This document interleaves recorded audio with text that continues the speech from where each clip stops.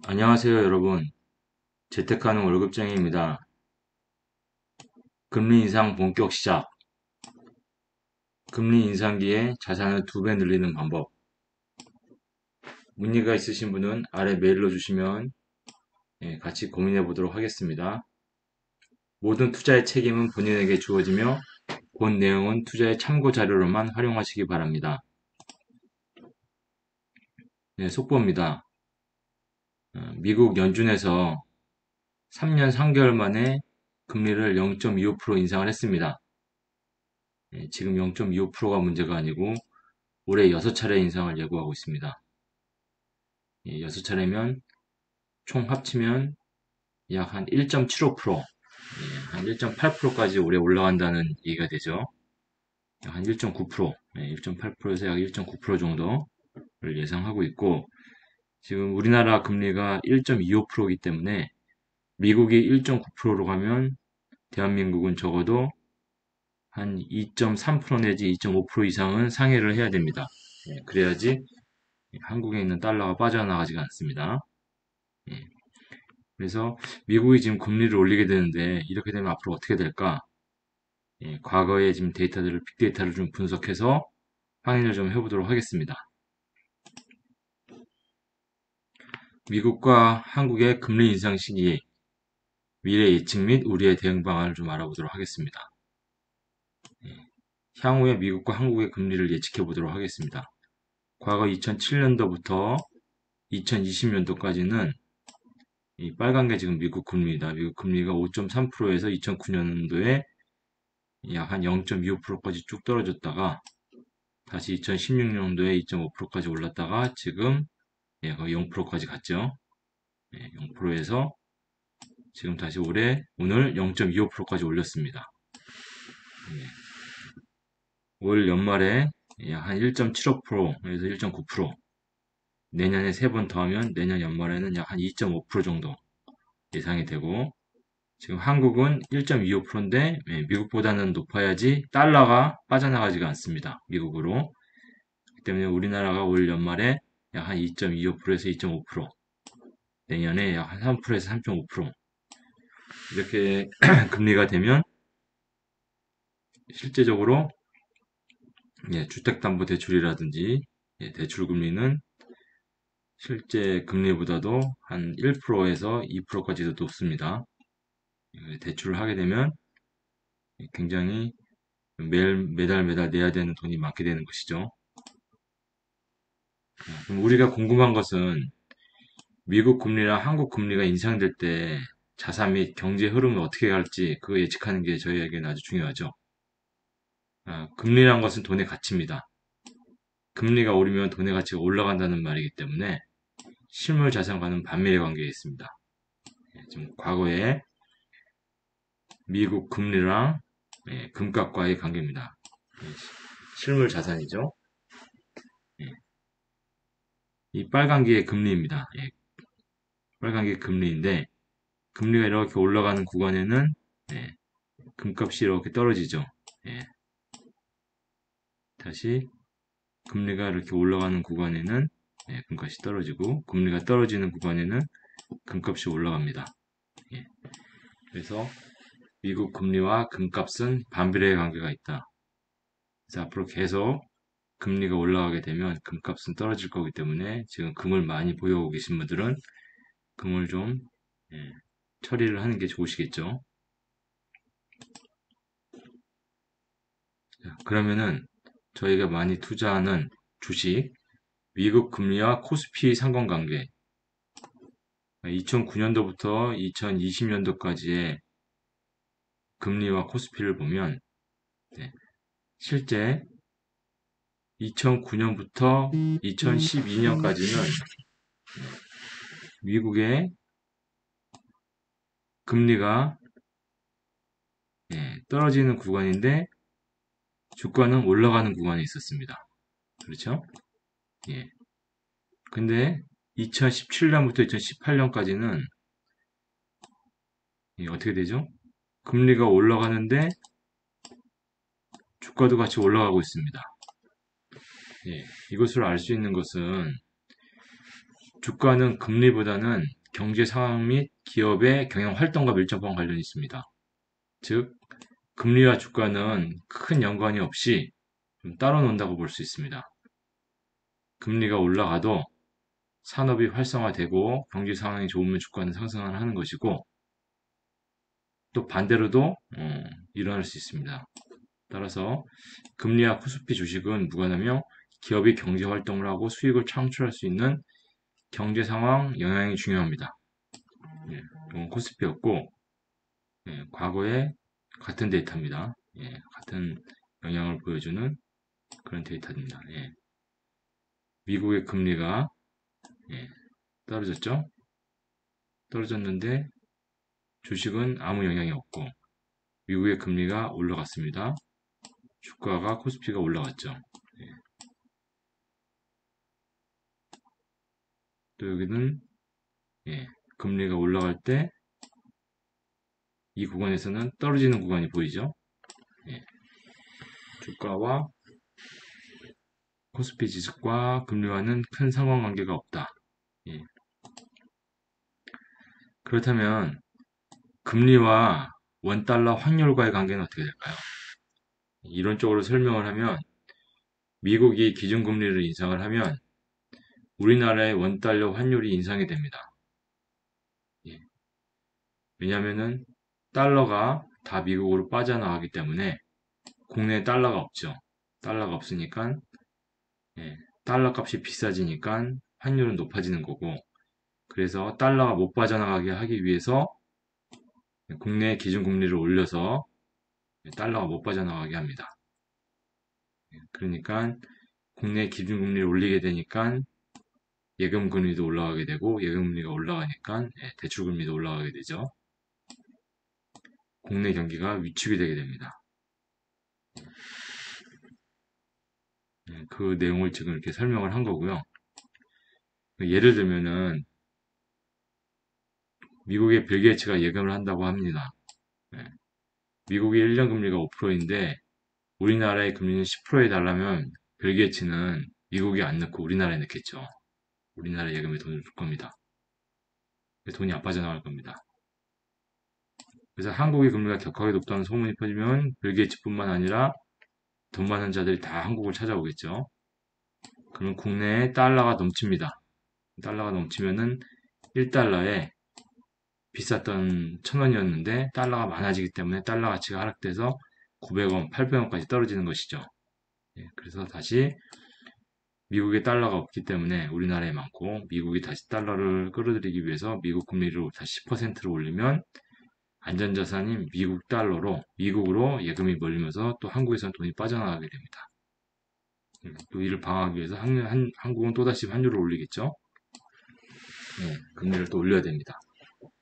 예, 결론적으로 예, 수출하는 것을 제외하면 미국의 금리가 올라가면 달러의 미국 쏠림으로 달러가 부족해지고 원화 가치가 하락돼서 예, 환율은 올라가게 됩니다. 환율이 올라가게 되니까 다시 달러를 끌어들이기 위해서 한국도 금리를 올려야 됩니다.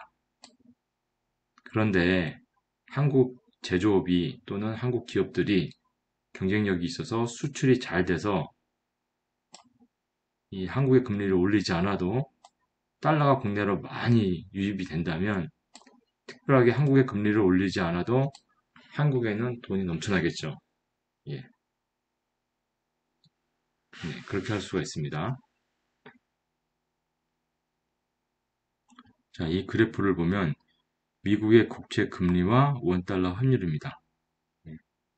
미국 국채 금리가 떨어질 때 예, 원달러 환율도 떨어지고, 미국 국채 금리가 올라갈 때 예, 원달러 환율도 올라갑니다. 예, 2016년까지죠. 1994년부터. 그래서 금리와 환율과는 예, 강한 상관관계가 있다. 예, 정배 관계가 있다. 이렇게 보면 되겠습니다.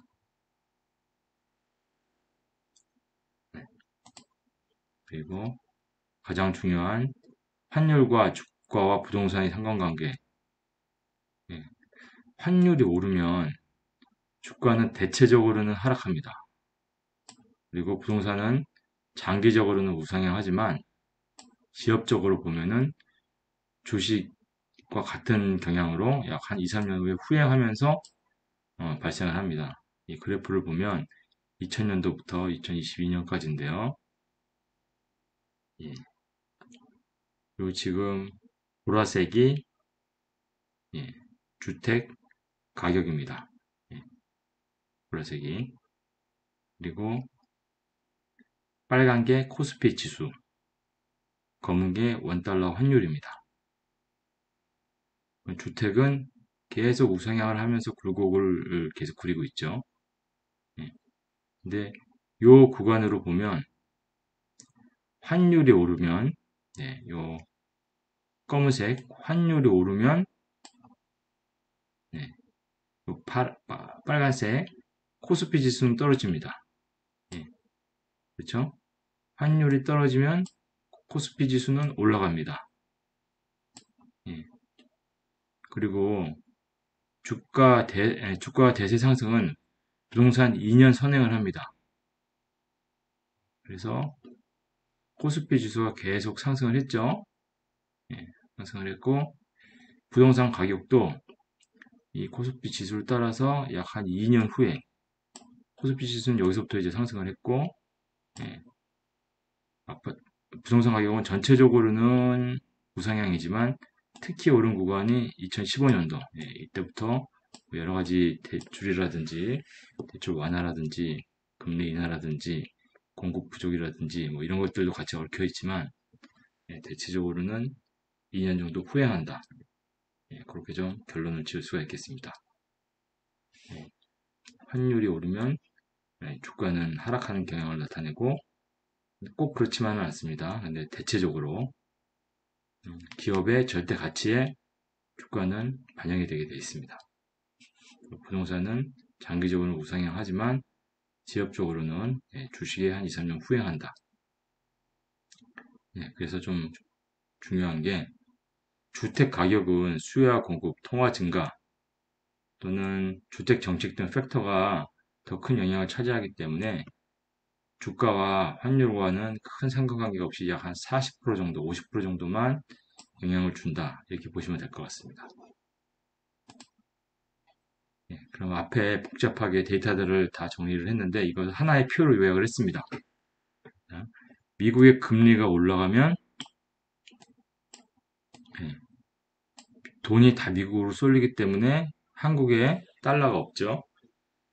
달러가 없으니까 달러 가치가 올라가니까 한국에서는 원달러 환율이 높아지는 거죠. 그래서 한국에서도 달러를 다시 끌어들이기 위해서 한국에 금리 인상을 진행을 하게 됩니다. 그래서 금리 인상이 되게 되겠죠. 금리가 인상되면 당연히 예금 금리가 인상되고 예금 금리가 인상되면 주택담보대출이라든지 기타 대출들도 기준금리가 올라갔으니까 인상을 하게 됩니다. 그럼 돈의 가치가 올라가죠. 돈의 가치가 올라가니까 금 가치는 실물 자산이니까 떨어지게 됩니다.